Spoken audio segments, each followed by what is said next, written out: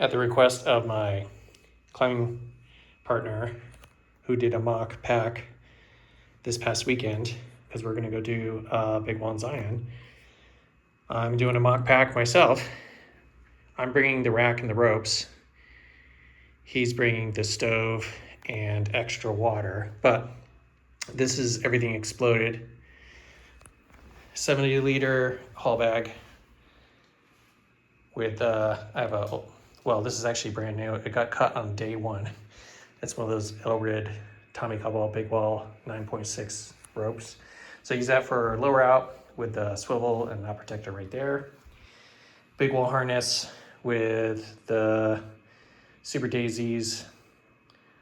I've used that instead of an alfifi. Aiders, helmet, pee bottle, lockers,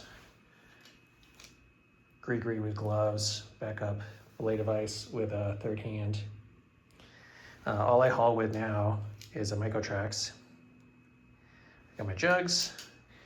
Bringing a bunch of hardware, because the first couple pitches may need some wrap stuff, but also there's a rappel gully, and I've heard that the slings are in poor repair, so I've got this dark green is my lead line, which is brand new as of like, I don't even think it's a year old. This red rope, they're both dynamic 10 mils, 70 meters. This is the haul line. And this is only like 2 years old, so it's still really good condition. And then this is the rope that got cut. So it's only 150 feet. I've used it for a lot of top rope stuff. So I'm gonna cut that up into pieces on the rappel down and have super strong rappel anchors with these big ass links.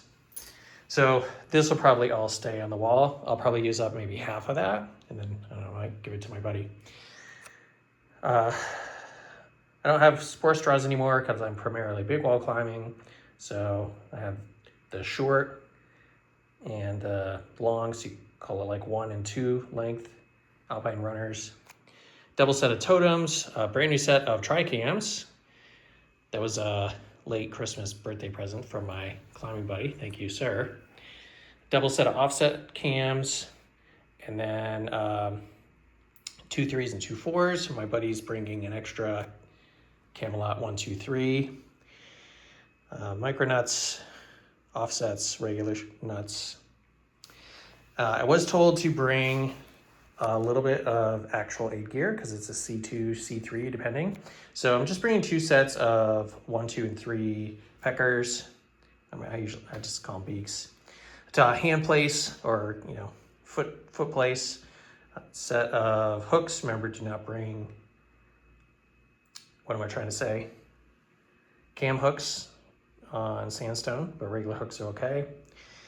Wrench and a brush. Again, because I'm going to be replacing hardware, but I might also have to tighten down anchor bolts or anything else. And just a couple pieces to leave in case I have to lower off something. And then I just always carry 1 or 2 kind of rivet hangers just as a regular.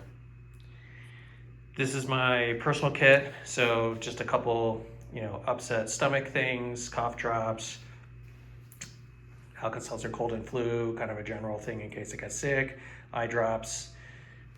This is allergy pills and pain meds and charcoal tablets, again for like wall gut.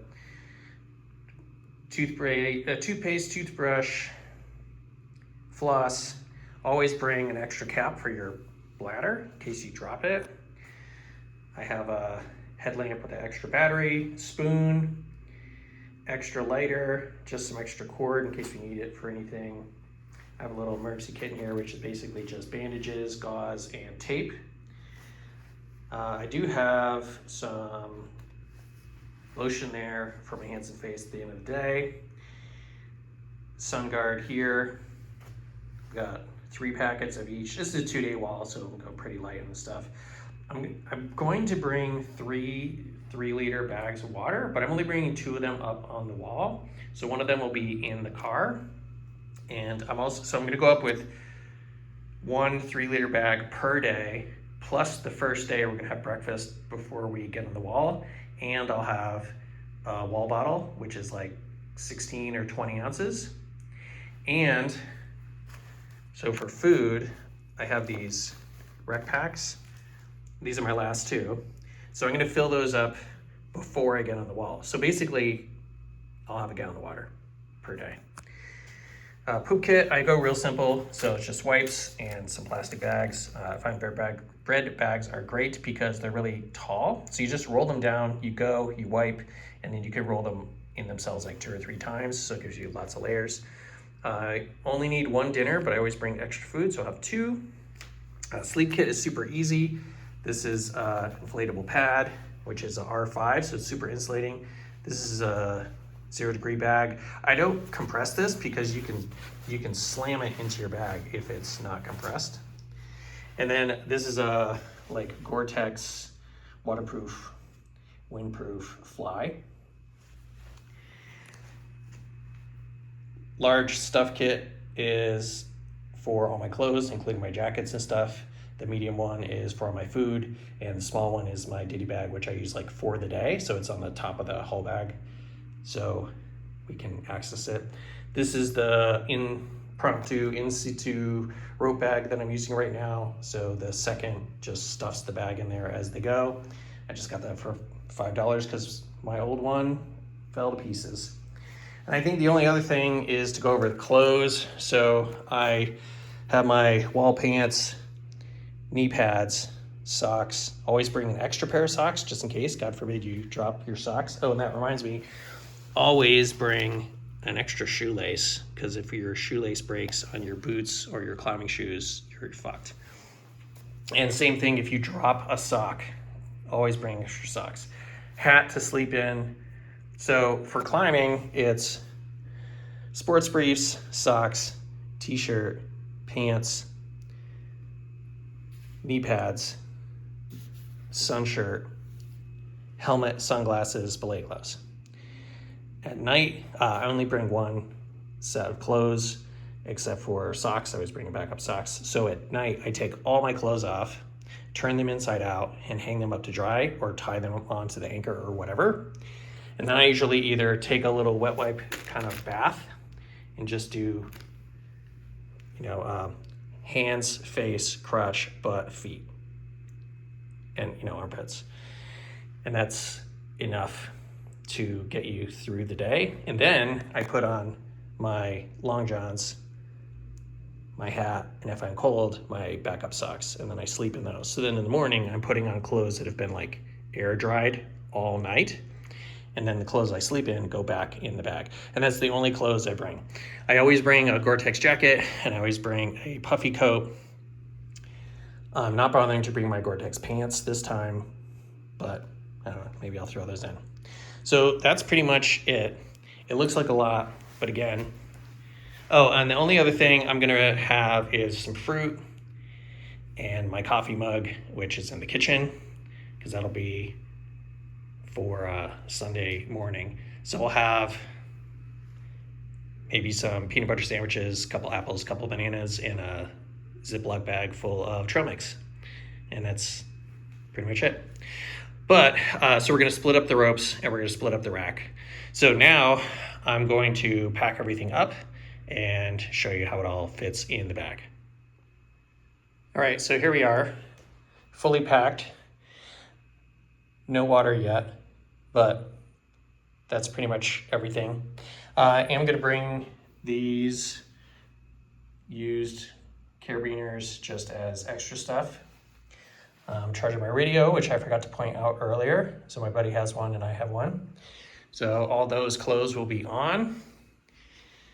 We're gonna split the ropes. So we basically have 1 full rope each, and then I'll ask my buddy to carry the half rope because I have the rack. Of note, so I always leave my helmet out because it doesn't weigh anything, and then I just clip it to like the bottom of my shoulder kit. I don't like it flipping around on the back. Plus also if I throw my bag down, it doesn't land on a helmet. But it's just space. So you always have a topo in a Ziploc bag in this handy dandy outer pocket. headlamp. I just leave it in this bag so it just kind of keeps it from getting busted up. And then my little kind of bonus stay kit, tape, lighter, and sunblock. So those will live right here in this outer pocket. And as you can see, I still have some extra space if I needed to. So that is all my clothes, all my food, except for the fruit, rack, my personal toiletry kit, miscellaneous stuff, and helmet. So the only thing that'll be added to that is the radio once it's fully charged. The ropes, which I just mentioned, are going to get divvied up. The clothes, which I will be wearing. Yeah, we're already going to have had coffee and breakfast and everything before we hike in, so I won't need to get anything out of that. The only other thing, which I mentioned earlier, is my day bottle. So I'll have the helmet clipped to one side and I'll have my day bottle clipped to the other side. So as we hike up to the wall, like, I can drink water. And that means I will not be using any of my water for the day until after we're already on the wall. So it looks like a lot when it's all spread out, but it's very manageable to get into a 70-liter bag. And I would much rather force myself to keep small than the last time I did a big A3 plus wall, my buddy had like one of those huge extra large haul bags, and it's so big I couldn't reach the bottom of the bag. I had to like hang in my harness and like flip upside down, and I was like, that's way too big. So for a 2-day wall like this is gonna be perfect. And that's the quick and fast overview. I'll give you an update when we get down.